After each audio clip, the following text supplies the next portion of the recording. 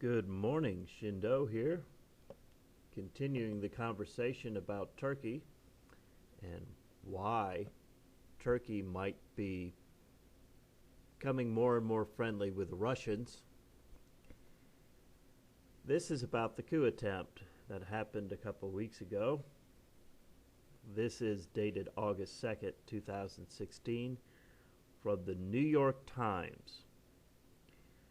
Turks can agree on one thing. U.S. was behind failed coup. Istanbul. A Turkish newspaper reported that an American academic and former State Department official had helped orchestrate a violent conspiracy to topple the Turkish government from a fancy hotel on an island in the Sea of Marmara near Istanbul. The same newspaper, in a front-page headline, flat out said the United States had tried to assassinate President Recep Tayyip Erdogan at the night of the failed coup. When another pro-government newspaper asked Turks in a recent poll conducted on Twitter which part of the United States government had supported the coup plotters, the CIA came in first with 69%, and the White House was a distant second at 20%.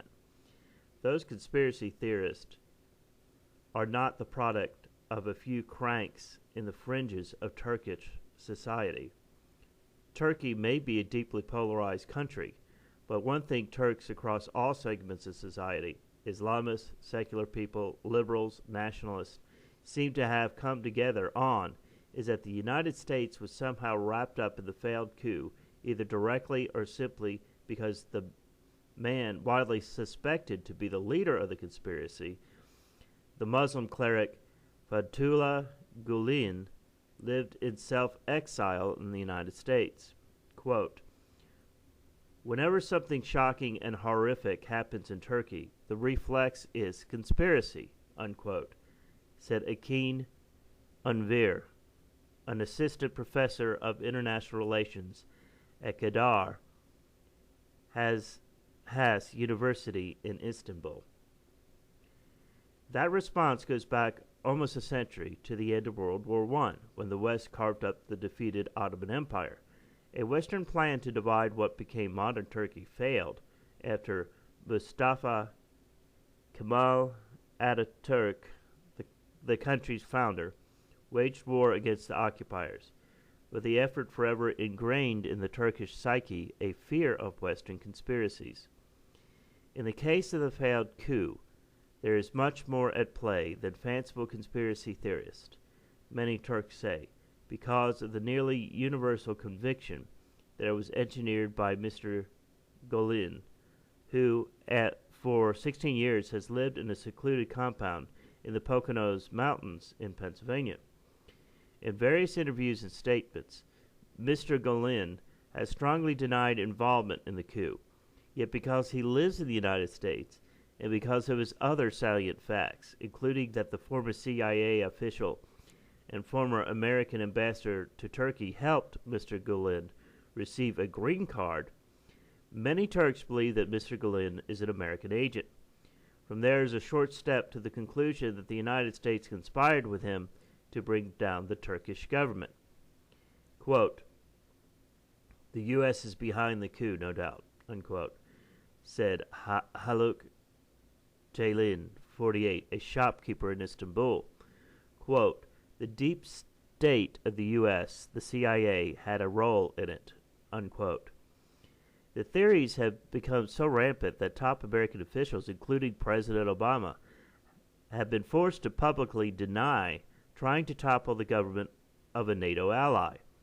Quote, "I know there isn't any real evidence yet, but I think it would be naive to say that the U.S. had no involvement in the coup attempt," unquote, said Bakir Kerbulut, a software developer in Istanbul. Quote, "The U.S. likes to meddle in our business, and the CIA has supported Gulen for years. They helped him flee from Turkey," unquote. Turkey has demanded Mr. Gulen's extradition, saying he commands the Fethullah terror organization. To back the claim, the Turkish government has sent a dossier of evidence to the White House, although it has not made a formal legal request. A delegation of Turkish lawmakers arrived in the United States this week to press the case, and the two countries appear to be on a collision course over the matter. In an interview on CNN, Turk John R. Bass, the United States ambassador to Turkey, referred to, quote, the apparent involvement of a large number, unquote, of Mr. Gülen's supporters in the coup plot. Analysts are doubtful Turkey will be able to provide evidence for extradition that will hold up in an American court. Turks, in their exasperation that the United States has not turned over Mr. Gülen, have made this analogy. What if Turkey in 2001 had harbored Osama bin Laden? Given the widespread sentiment that Mr. Gülen was behind the coup, a failure to extradite him would probably provoke a popular backlash in Turkey against the United States, and would confirm for many of the Americans had conspired against Turkey. And now we have Turkey and Russia talking and getting a little more chummy. Well, they're not getting chummy like this because the United States is going out of its way to be forthcoming with Turkey. This is par for the course for the United States of America in that region. The CIA has been behind coup attempts in places like Iran. This is fact. This is historical fact. So we've got a man here living in the United States, being harbored in the United States, who Turkey believes to be the head of a terrorist organization that is doing things inside of Turkey. And the United States is shrugging their shoulders about it. Now, you're not going to hear a whole lot about this stuff on the news. Why is that? Because the news media now is nothing but government-sponsored propaganda machine. And that's just a fact, folks. So please, if you watch the news, and I do, I watch the news, but I watch it with critical thinking skills. The most important thing about the news that we have now is not what they talk about, but what they don't talk about. Here we have a NATO ally asking for the United States to turn over a man who they obviously have evidence is the head of a terrorist organization. But the United States says no. And why do you think that is?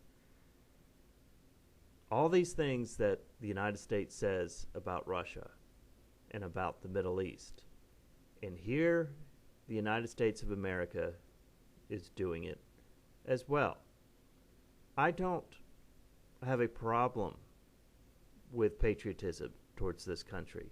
I understand it. This is the country we live in.